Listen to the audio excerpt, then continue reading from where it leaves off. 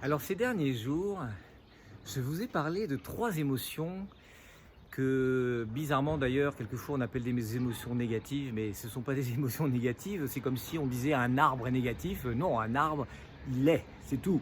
Donc ces émotions, elles existent et les nier est une erreur fondamentale de raisonnement parce qu'elles existent. Donc la peur, ça existe, on l'a vu. La colère, ça existe, on l'a vu. La tristesse, ça existe. Alors on parle souvent de 4 émotions fondamentales qui sont en effet la peur, la colère, la tristesse. Et puis la quatrième dont je vais parler aujourd'hui qui est la joie. Alors, moi ce que je veux partager avec vous, c'est que la joie, on a l'impression que pour certaines personnes, ça tombe du ciel. Ils sont joyeux. C'est peut-être vrai, j'en sais rien, je ne suis pas à l'intérieur des autres. Quelquefois, quand on interroge des gens joyeux sur leur histoire, on s'aperçoit qu'ils ont traversé des choses difficiles et ils sont passés au travers de la tristesse, de la colère, ils sont passés au travers des autres émotions et ils ont trouvé la joie. Quelquefois, ils ont été confrontés de très près à la mort. Et à titre personnel, je voudrais partager ça avec vous pour vous mettre sur peut-être un chemin de réflexion. Quand j'ai rencontré ma seconde femme, je lui ai dit écoute, tu vois, voilà, ça c'est le kit complet là. Moi le matin je me réveille, je suis de mauvaise humeur parce que c'est comme ça. Je suis comme ça.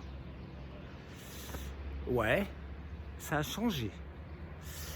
Et ça a changé aussi parce que j'ai fait une prise de conscience dans le désert grâce à Anouchka. Anouchka qui un jour me donne un ange qui s'appelle la joie. Et en lisant ça, je me dis mais en effet la joie c'est une clé incroyable de la vie. Et c'est pas quelque chose que moi j'ai tellement dans mes clés de vie. J'ai plein de clés de réflexion, etc. Mais j'ai pas trop la clé de la joie. Alors ça m'a interpellé.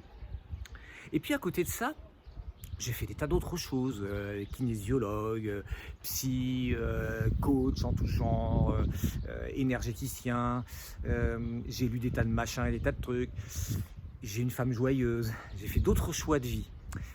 Et ça m'amène à penser que si certains ont la joie qui leur tombe sur la tête comme ça, de manière tout à fait naturelle et facile, mais on peut s'interroger, la joie c'est peut-être aussi un chemin, c'est peut-être un chemin de découverte.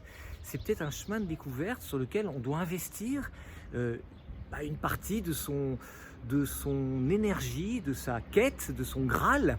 Pour moi, la joie c'est un peu un Graal, c'est-à-dire finalement ça rend la vie plus, voilà, ça la permet de couler. Et quand la tristesse arrive, ok, c'est bon, on va laisser passer. Quand la colère arrive, ok, on va se laisser passer. Et quand la peur arrive, on va regarder pourquoi la peur arrive. C'est l'invitation d'aujourd'hui, c'est vraiment de vous mettre sur le chemin de la joie. Et ce chemin-là, il passe aussi par, c'est une de mes convictions, je ne dis pas que j'ai raison, mais ça passe aussi par votre créativité personnelle, ta créativité personnelle. Là où toi, tu te sens dans une belle disposition de partage, etc. Moi, j'aime bien chanter, par exemple. Bon, chanter, ça me rapproche d'être plus joyeux.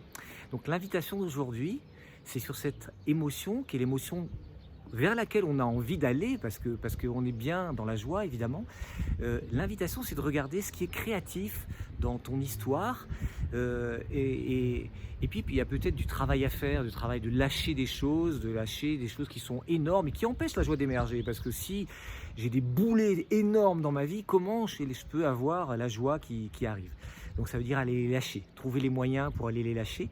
Il y a 1000 manières pour aller les lâcher. L'invitation, c'est de te mettre sur le chemin de la joie. Voilà, bon chemin. À très bientôt.